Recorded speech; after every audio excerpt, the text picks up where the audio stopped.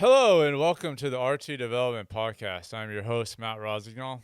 Today we're doing another solo podcast. About once a month, we try to bring these solo podcasts where we can dive a little bit deeper into some specific conversations and give you some real actionable items that you can take to take the next step in your development. For us, development is everything, and we want to be able to give you keys and things to help you take your development to the next level. And if you're not prioritizing your development or don't know where to go, I'm trying to help you, give you an avenue to take and implement into your training so you can take that next step. And at this time of year, guys should be ramping up, getting ready to preparing themselves to get ready for the spring. And that spring is coming around the corner. At the time of this recording, we're here at the almost the end of December, and the New Year's around the corner, and so our ability to, the importance of us being ready come the New Year is really ready. And if you haven't started taking steps to prepare yourself for the spring, you are behind. But with that being said, kind of today, or in general, the goal is to help you take those steps to make development a priority and also help you take that next step in your performance. And at the end of the day, that's the most important thing is your performance. And so when everything we do, and we're talking about giving you things to implement, to try, it's about improving your performance on the field.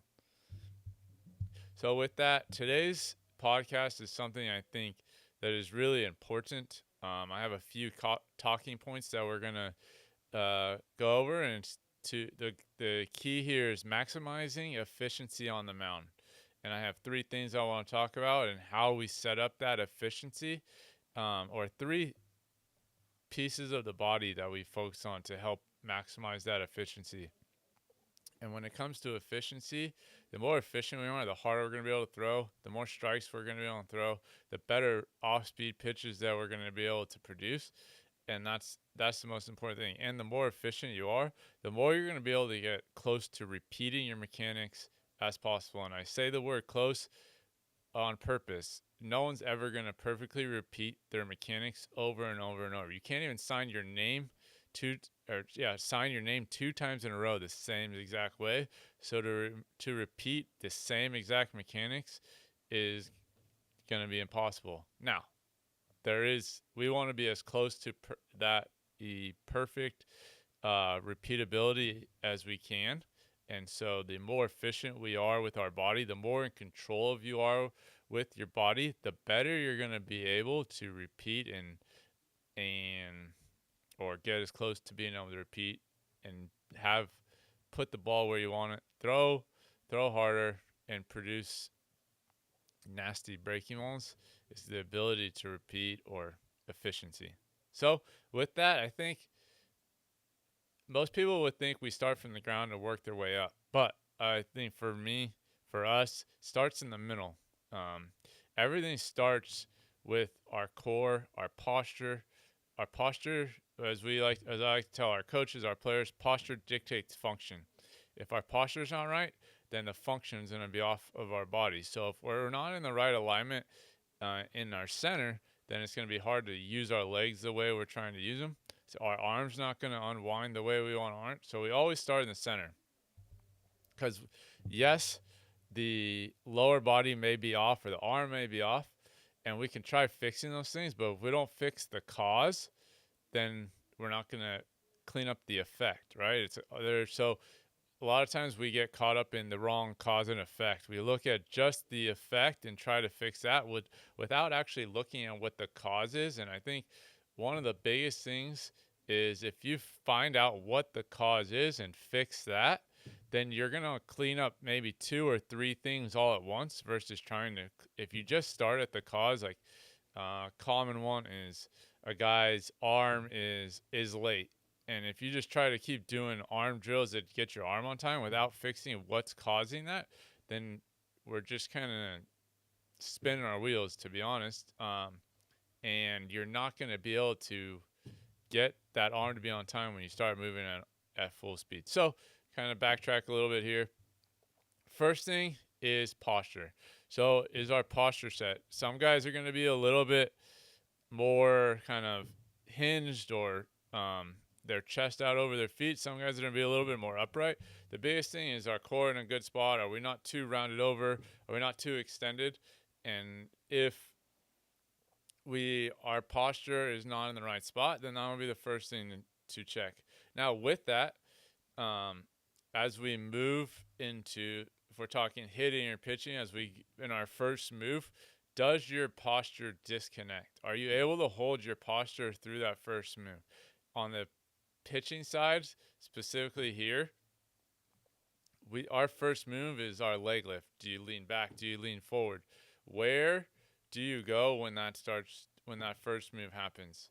A lot of times, you see guys, their weight shifts back, their weight shifts forward, then there's a breakdown somewhere else, and they're not able to put themselves in positions to get in a good spot at front foot strike, and it's jumping ahead, but it starts here.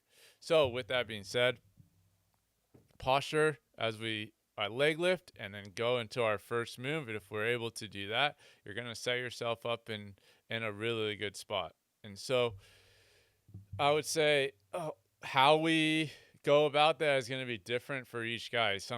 Every guy moves different. That's why we do our assessments. That's why we program the way we do, is to help understand who is who and what they do and what's going to put them in the best position to get in a good posture. And like I said earlier, some guys are going to be more hinged over. Some guys are going to be more upright. And depending on what kind of movers there are, what their kind of body bias is, that's what we're going to look into and try to get them in position. We talk about it a lot with our guys is staying stacked. We want to stay stacked. And a lot of times when we don't set ourselves up for good position from the start, as they move down the mound, they lose that stackedness. We get into a big extended posture. We're not able to then use the ground and rotate efficiently. And so especially if we're talking about rotation, posture is going to be the driving factor, right? If I'm stuck in extension, I'm stuck in lumbar extension, there's no way for my hips to actually rotate efficiently. I'm not going to be able to get my pelvis to rotate over the femur the way we want to, which is what's going to drive velocity. And I know I'm jumping into the lower half, which we're not there yet, but it all kind of dictates one after another. It's a domino effect. Starts in the middle, that's set up, then the lower half, and then it rides up the chain. And we talk a lot about the kinematic sequence, and the kinematic sequence, is just the ability for the body to flow in the right order. And so it starts with the pelvis, and then the trunk, and then it kind of works change up to the shoulder and to the hand. But that's jumping ahead. But that all starts with the core, the middle. And like we like to tell our guys that keep the middle in the middle. If our middle gets away from us, like if you're landing at front foot strike and you're too far forward, and that's going to cause your arm to be late, arm to get away from you, ball starts missing arm side, running away. The other one is you're leaning back too far. Now we're not able to really rotate into, and now that's where you see those guys who that back leg starts driving or collapsing underneath them. So if you keep the middle in the middle, you are able to remove the slack. The slack is that ability to create as much tension and then snap that rubber band. So keep the middle in the middle, allows us to rotate efficiently, get everything else on time, and puts our body in the best position. Okay. Now, the biggest thing I would say is, and nothing is injury proof. And we're trying to create the most strong and keep the body as rigid as, not rigid in terms of like create tension, but be in a good spot, keep our body stable. And if our middle is not in the right spot, then we're gonna get out of our stability, and that's gonna create problems up the chain. And at the end of the day, that arm is usually the one who takes the brunt of everything. Okay. And so, I mean, there's many factors when it comes to arm injuries, but the more inefficient we are with how we move, the more stress you're going to put on your arm.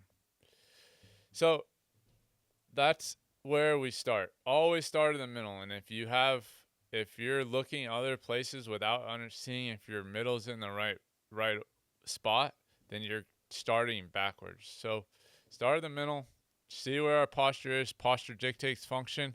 And if we do that, we're going to set ourselves up to be in a lot better positions as we kind of go down the chain. Now, next is the lower body. And a lot of people think this is where it would start. And I think even in the past, I would have started here. We would have started here. And there is a lot of the lower body is very important. And you're going to really be able to create that power and that ability to drive the baseball from the lower half. But you can't use your lower body efficiently if your posture is not where it needs to be. And so after our posture and our middle is in check, especially when we go into specifically leg lift, what's our foot doing? Are we able to keep our whole foot on the ground? Is our weight, a lot of times for us, we see a lot of guys shift their weight into their heel or almost like extend their shin back because they're not able to stabilize over that whole foot. And so for us, after we check that core, the next thing is our foot and being able to really hold that 3 points of pressure or contact. And then with that, being able to really stay through the middle of our foot. Excuse me. A lot of times see a lot of movement through the guy's feet. And when that happens, then we start to lose stability throughout. And so just like the core, the next thing is the foot. If we are not stable through the ground, it's going to be hard for us to put ourselves in a position to use our body efficiently. And that's the main thing here, efficiency, right? If your foot's moving all over the place, just imagine like you're throwing a ball from a boat that's rocking all over the place, right? You're going to be unstable. You're not going to be able to create a lot of power. You're not going to be able to really stabilize your body and put yourself in a position to create the power and efficiency that we're looking for. So stabilize from the ground. Okay. Then we have our hips. Our ability to hinge is key. Now, being able to hinge appropriately instead of like getting too extended is our ability to start in the middle, but then from there, our ability to load into our hips while staying through 3 points of contact is important as we go down the mound. We see a lot of guys as they go into that hinge, they either want to sit straight down and load their quad. And this isn't about whether you're quad dominant or hip dominant, but if we're going into our hinge and really driving into our quad, our knee, which is pushing our weight into our toe, a lot of times that's going to cause us to jump off our toe and get really extended early. And we don't want to get extended early. We want to rotate to extension and not, because once you extend that back leg, we're going to kill rotation. And that's kind of jumping ahead a little bit, but kind of a cause of rotating earlier, cause of rotating earlier is getting into that quad or that toe too quickly. And then we jump out and we lose our power. We lose our rotation, which then up the chain is not going to be as efficient in getting that energy up to the arm. Now, one thing I didn't talk about, and when we talked about the middle, something I want to add is our middle and our ability to transfer energy from the ground up into the arm, up into the hand, through the baseball is our ability to be in a good position and good posture in the center. Because if our center is out of alignment, when I mean out of alignment, extended, overly flexed, and we're not able to transfer that energy up the chain, because the chain isn't as smooth as it should be, we're losing time, energy, and our ability to be efficient through the baseball. So it's important to understand that they're all connected. Now, it's taking a step back. When something like we really try to harp on or talk to guys about is now you hear use your legs, use your legs, use your legs. Using your legs isn't you sitting into your legs and then jumping off the mountain. It's the ability for you to almost feel like your feet are anchors in the ground and how stable you can be in the ground as you hinge down the slope and ride the slope. As we like to tell our guys, you want to ride the slope. Think of it as your back hip is on a slide and your back hip slide, you're sliding down the slide sideways from your back hip. And if you do that, it's going to allow everything to kind of unwind appropriately. So kind of going back, it's not a, you hear the word drop and drive. It's not a drop and drive. We're creating stability in that back foot as we hinge and ride the slope. So it's like if you had a force plate under your back foot, the force should increase the farther you get down the mountain. If our highest amount of force is at the top of leg lift or right after leg lift, then we're going to be losing that force when it comes time to actually put ourselves in a position to that lead leg and then transfer it into the baseball. So we want to ride the slope in until our back hip starts to rotate into that front foot strike. And if we do that, we're going to be in a much better position at front foot strike. From there, the real velocity comes from that position at front foot strike. When you're anchoring that front foot, just like the back foot, but now the front foot takes over, if we're anchoring that front foot at foot strike, now we're going to be able to really rotate our pelvis over our femur, which is going to drive that force into the ground and transfer it up the chain. And too often we see guys who either jump off their toe, jump off the mound, aren't able to hold that hinge and rotate into that front foot, and they get so heavy on that front leg, they're not in a position to stop that momentum and start to rotate.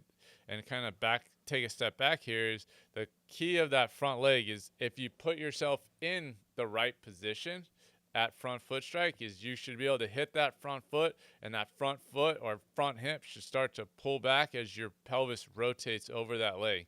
But if we jump out, get too much weight on that front leg, or we drop and drive, then we're going to get too far forward. We're going to be crashing down on that front leg, and your front leg won't have the ability to stop, rotate, and rotate. And that ability to stop and rotate, if you're not able to do that, then it's going to cause stuff upstream because our arms are going to be not on time. We're not going to create this like whip effect.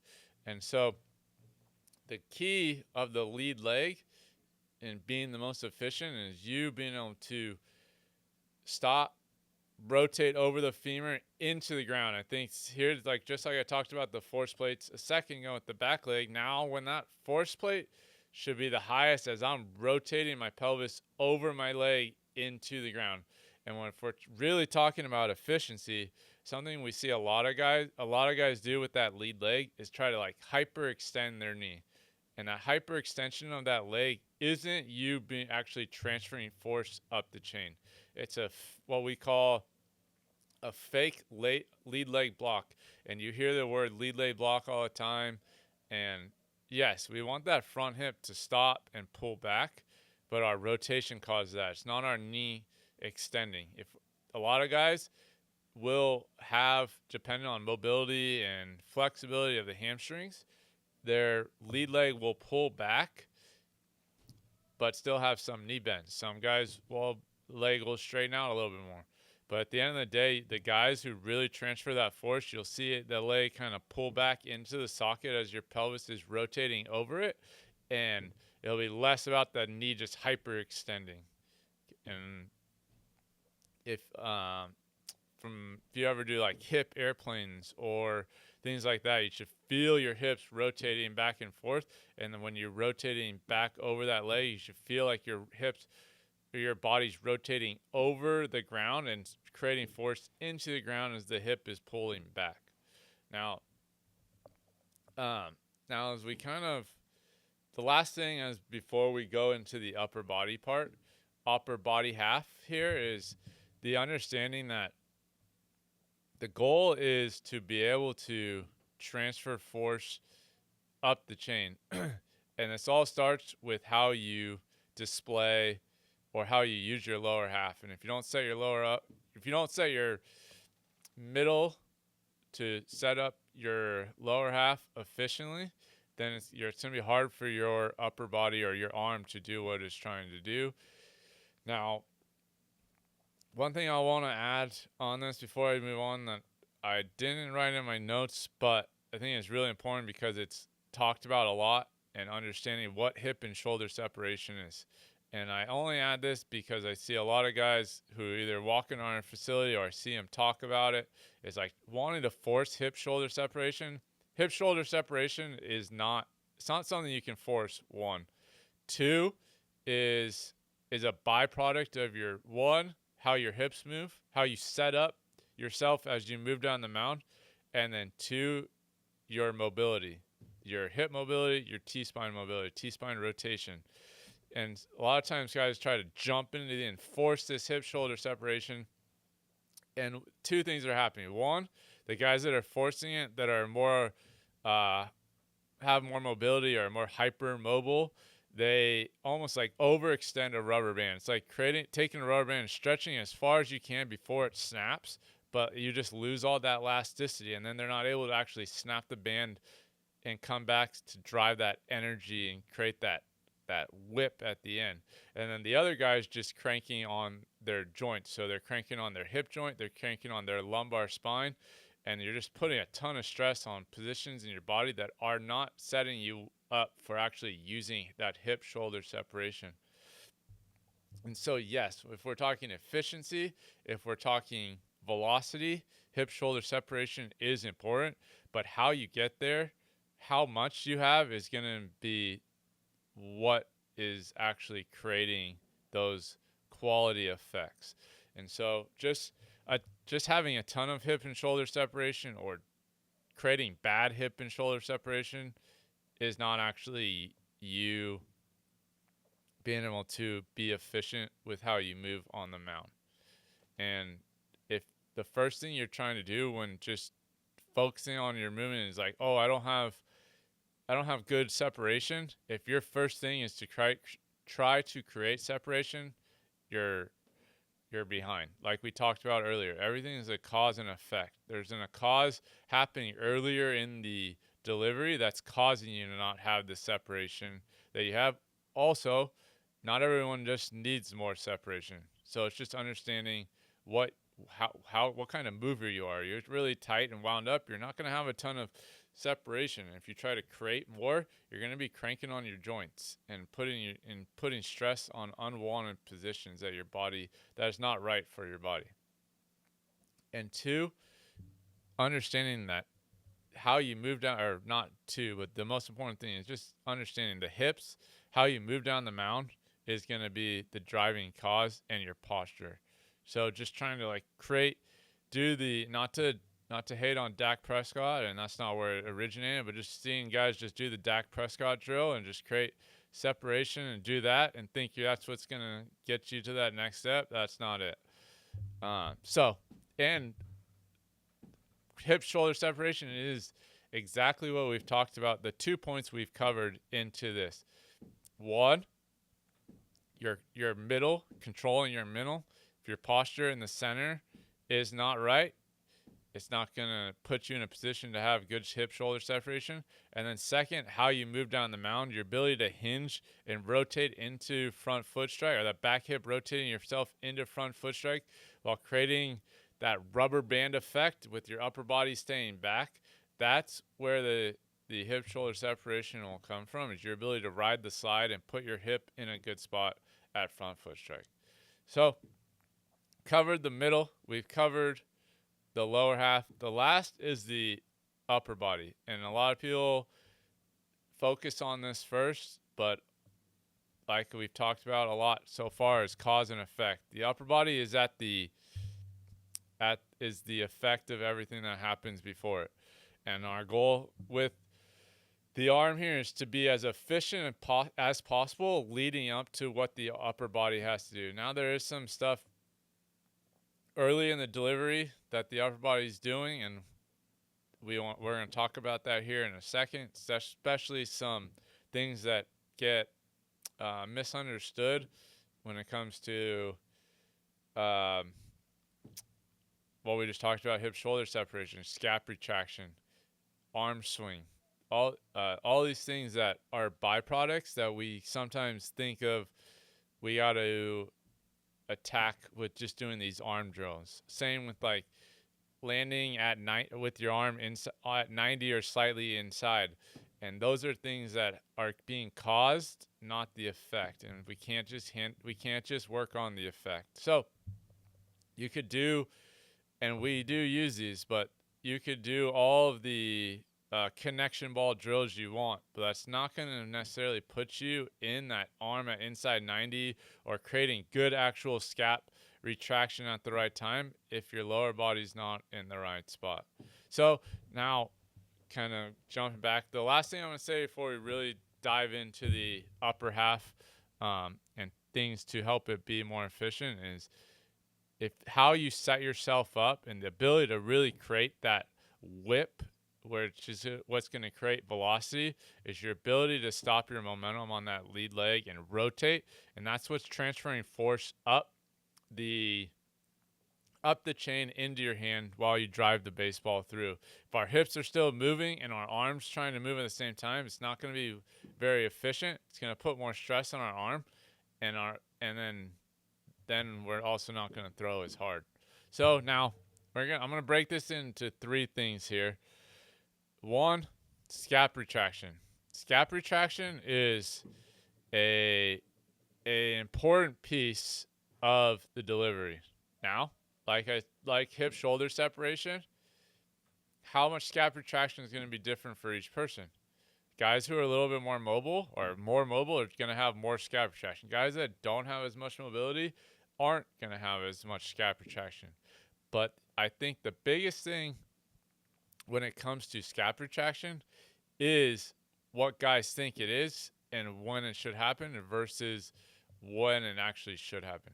A lot of times you see guys break their hands and just drive that elbow back and try to squeeze their scaps together. But reality, they're just kind of creating that dead rubber band. And what happens is, as we're actually trying to create that separation, is we already lost it because we tried to go into scap retraction too early. And now our arm's getting out in front of us. We can't delay the arm enough to create good enough timing. And so scap retraction should be happening as our back hip is starting to rotate underneath us. And so if our back hip starts to rotate, arm goes into flip up, and as you flip up, that elbow should be going back, and scap should be pulling that elbow back, I should say.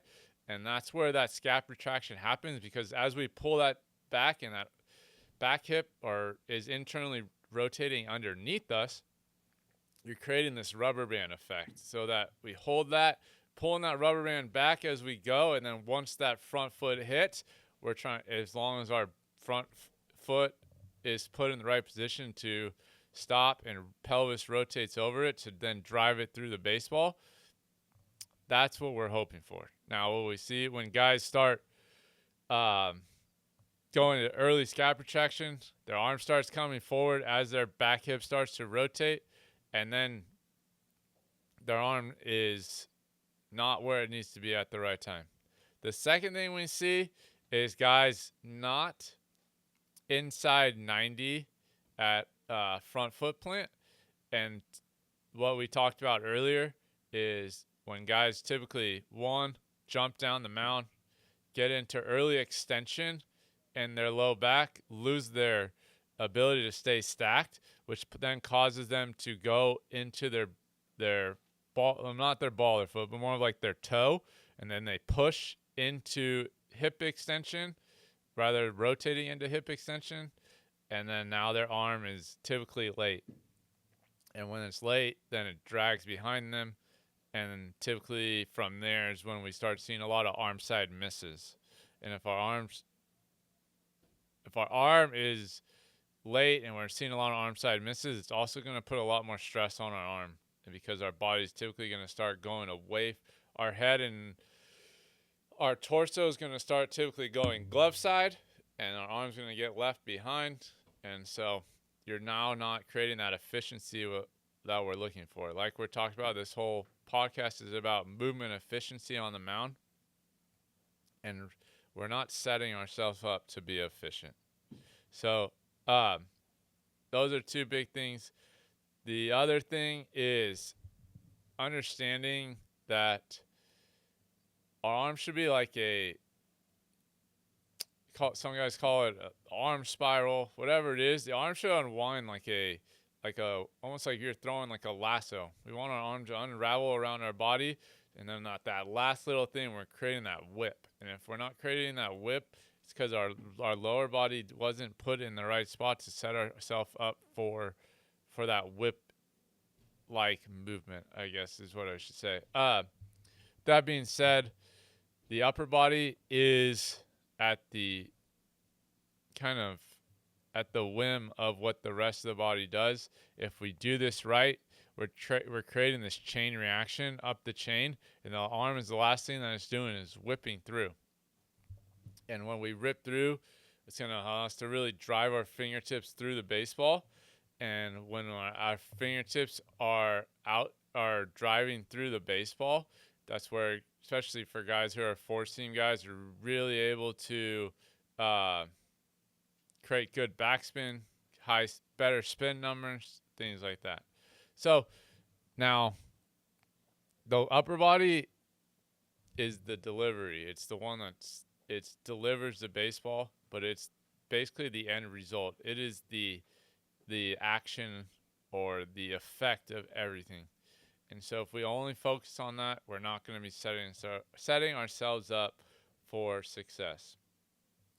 So I know there's not a lot going on with the upper half, but there isn't a ton. If you do the other things right first, those other things are then are little tweaks versus this whole like just starting with your arm. And when it comes to the arm, I think time constraints help a lot. Like if you do like catcher throwdowns for pitchers, things like that really force the arm to have this constraint of time. It usually puts the body starts to efficiently sync up on its own, and puts the body wants to do what's best. And if we create time restraints, then it does it almost naturally. The last thing I want to say is it's important to understand efficiency is the byproduct of everything, and our goal is to be as efficient as possible.